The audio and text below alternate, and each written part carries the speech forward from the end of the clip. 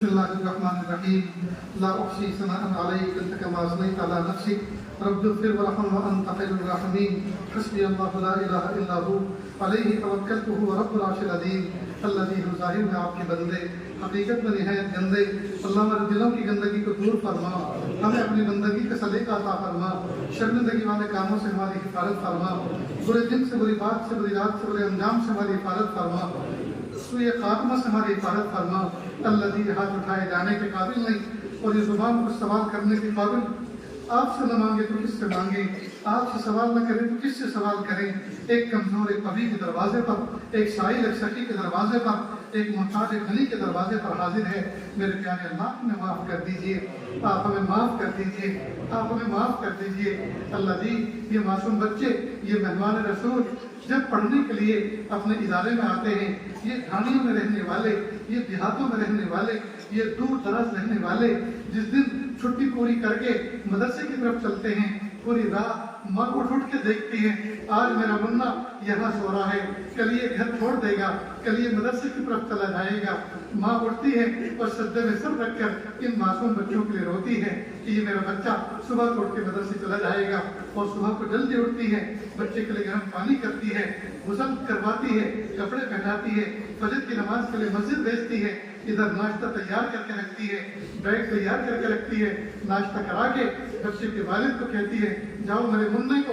پہنچانے جاؤ مدرسے پہنچا کر آؤ۔ تو باپ وہ بیگ اٹھاتا ہے اور بچہ ماں کے سینے سے لگ کر ماں کے قدموں سے لپٹ کر روتا ہے، امی میں پڑھنے کے لیے جا رہا ہوں، میرے لیے دعا کرنا۔ بہن الگ روتی ہے، بھائی الگ روتا ہے، محلے کی کچھ بوڑھی عورتیں بھی آ جاتی ہیں، بچہ دور پڑھنے کے لیے جا رہا ہے، سر پہ ہاتھ پھراتی ہے، پھر دور تک ماں دروازہ بند کر کے درزوں سے دیکھتے رہتی ہے، میرا منا اپنے باپ کی انگلی پکڑ کر جا رہا ہے، اور باپ بچے کا بیگ کندھے پہ رکھ کر لٹکا کے یہاں سے روانہ ہوا ہے۔ جب بچہ موڑ پہ جا کے مڑ جاتا ہے، گلی سے نظروں سے اوجھل ہو جاتا ہے، ماں دروازہ بند کر کے مصلی بچھا کر سجدے میں سر رکھ کے آپ کے سامنے روتی ہے، اللہ میرا بچہ پڑھنے کے لیے گیا ہے، میرے بچے کو ضائع نہ فرمائیے، غلط صحبتوں میں نہ چھوڑیے، میرے پیارے اللہ میرے بچے کی بہترین تربیت فرمائیے، اس کو عالم دین بنائیے، عالم ربانی بنائیے، حافظ قرآن بنائیے۔ ماں دعائیں کرتی ہیں اللہ کے بچے آج حافظ بنے، آج عالم بنے۔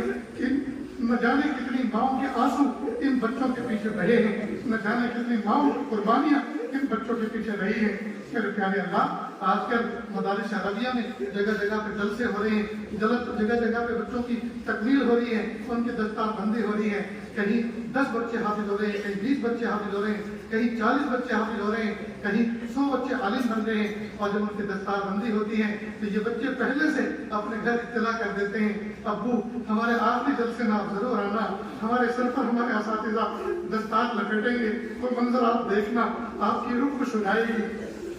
اور کوئی بیان کرنے والا آئے گا وہ بیان کرے گا، ان کا بیان بھی سننا، ہمارے لیے وہ تاریخی بیان ہوگا، ہمارے لیے وہ تاریخ بن جائے گی۔ تو بچے اپنے والدین کو بلاتے ہیں، بھائیوں کو بلاتے ہیں، لیکن پیارے اللہ ان فارغ ہونے والے بچوں میں اور ان حافظ ہونے والے بچوں میں کوئی ایسا بھی ہوتا ہے اس کی ماں نہیں ہوتی، اس کا باپ نہیں ہوتا، یا اس کے دونوں نہیں ہوتے، یا کسی کے دونوں ہوتے ہیں، غافل اور جاہل ہوتے ہیں، ان کو یہی پتہ نہیں جلسہ کسے کہتے ہیں اور تکمیل اور دستار بندی کسے کہتے ہیں، وہ نہیں آ پاتے۔ پیارے اللہ سب بچوں کے باپ آتے ہیں اور فراغت کے بعد اپنے بچوں کو سینے سے لگا کر ان کو مبارکباد پیش کرتے ہیں، آنسو بہاتے ہیں، سر پہ محبت کا ہاتھ پھراتے ہیں، لیکن وہ یتیم بچہ جس کے باپ نہیں ہے وہ سوچتا ہے کاش میرے ابا ہوتے تو یہ منظر دیکھ لیتے، اس کی ماں نہیں ہوتی بلکہ ماں نے ہی بچے کو داخل کرایا ہوتا ہے، وہ سوچتا ہے آج فراغت کے موقع پر میری والدہ زندہ ہوتی، میں چاہتا کہ ساتھ ہی اپنی والدہ کے قدموں میں پڑ جاتا اور کہتا امی تم نے مجھے پڑھایا، آج میں پڑھ کر آ گیا، اپنے میرے لیے دعائیں دے دو کہ اللہ مجھے اپنے مقرب بندوں میں شامل فرما لے۔ میرے پیارے بچہ،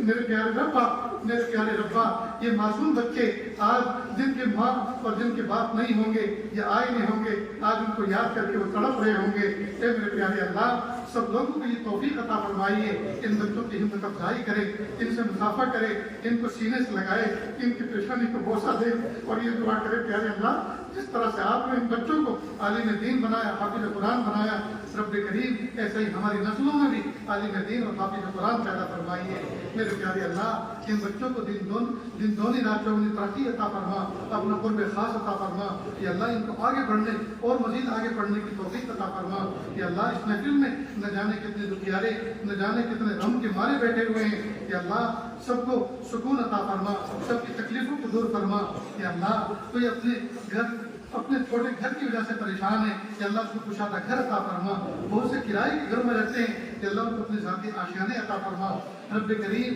چھوٹے چھوٹے پرندوں کے بھی اپنے ذاتی آشیانے ہوتے ہیں کہ اللہ سب حضور پاک صلی اللہ علیہ وسلم کے امتیوں کو سب کو اپنے ذاتی گھر، ذاتی آشیانے عطا فرما۔ رب کریم کوئی اپنے مرضوں سے پریشان ہے، کوئی اپنے قرضوں سے پریشان ہے، اللہ سب کی تکلیفوں کو دور فرما۔ بہت سو کے بچے اور بچیاں عمر کو پہنچ چکے ہیں لیکن ان کے لیے مناسب جوڑے نہیں مل رہے کہ اللہ مناسب رشتے اور جوڑے عطا فرما۔ ساتویں سنت و شریعت کے مطابق نکاح کرنا آسان فرما کہ اللہ جن کے نکاح ہوئے زمانہ گزر چکا، میاں بیوی میں آج تک محبت پیدا نہ ہو سکی، اللہ سچی محبت پیدا فرما۔ بہت کا نکاح ہوئے زمانہ گزر چکا، گود اولاد سے خالی ہے کہ اللہ نے ایک سال اولاد عطا فرما، بیٹے بھی عطا فرما، بیٹی بھی عطا فرما۔ میرے پیارے اللہ اس شہر میں سکون عطا فرما، شہر میں رہنے والے جتنے اقوام، جتنے مذاہب ہیں کہ اللہ شیر و شکر بن کر محبتوں کے ساتھ رہنے کی توفیق عطا فرما۔ پیارے اللہ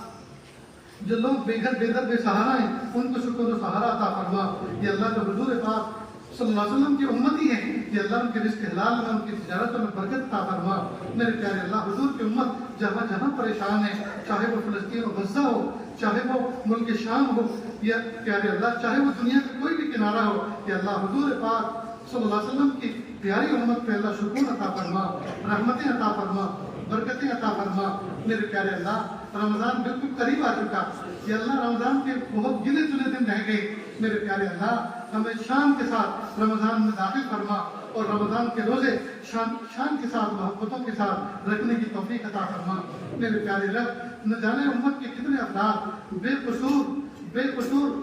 جیلوں میں جکڑے ہوئے اور جیلوں میں پڑے ہوئے ہیں۔ میرے پیارے اللہ ان کے کیسوں پہ اللہ ٹرائل پہ لا دیجئے یا اللہ عافیت کے ساتھ یا اللہ ان کو باعزت رہا فرما دیجئے۔ کئی سال ہو چکے ہیں، بہت سے لوگ تو جیلوں میں سڑ رہے ہیں کہ اللہ چھوٹے چھوٹے بچے باپ کا انتظار کر رہے ہیں، ماں سے پوچھتے ہیں امی ابو کب تو آئیں گے، ماں کہتی ہے بیٹا رمضان کا چاند دکھے گا تمہارے ابو بھی نظر آ جائیں گے۔ رمضان کا چاند دکھتا ہے لیکن بیٹا کہتا امی ابو تو نہیں دکھے، چاند تو دکھ گیا۔ ماں رونے لگتی ہے اور کہتی ہے بیٹا تم بالکل فکر مت کرو، رمضان کے مہینے میں ہم دعا کریں گے، جب عید کا چاند دکھے گا تمہارے ابو بھی نظر آئیں گے اور وہ بھی دکھیں گے۔ پھر عید کا چاند بھی دکھتا ہے اور ابو نظر نہیں آتے تو بچہ روتا ہے اور کہتا امی تم جھوٹی ہو، رمضان کے چاند پہ نہیں آئے، عید کے چاند پہ نہیں آئے۔ پیارے اللہ ماں بچے کی نظر میں کب تک جھوٹی ثابت ہوتی رہے گی؟ اللہ اس کو سچ ثابت کر دیجیے۔ اللہ ماں کو بچے کی نظر میں سچ ثابت کر دیجئے، شوہر کو رہا کر دیجئے، بچے کے باپ کو رہا کر دیجئے اور عزتوں کے ساتھ زندگی گزارنے کی توفیق عطا فرما دیجئے۔ میرے پیارے اللہ اس محفل میں، اس مجمع میں نہ جانے کیسے کیسے دکھیارے غم کے مارے بیٹھے ہوئے ہیں، کسی کے سامنے کہہ بھی نہیں سکتے اور دل میں رکھ کر سہ بھی نہیں سکتے۔ اللہ تمام کے غموں کو دور فرما، تمام کی تکلیفوں کو دور فرما۔ میرے پیارے اللہ ہم سب کو ایسا بنا دیجیے ہم آپ کو پسند آ جائیں۔ وصلی اللہ تعالیٰ علی خیر خلقہ محمد و آلہ و اصحابہ اجمعین برحمتک یا ارحم الراحمین۔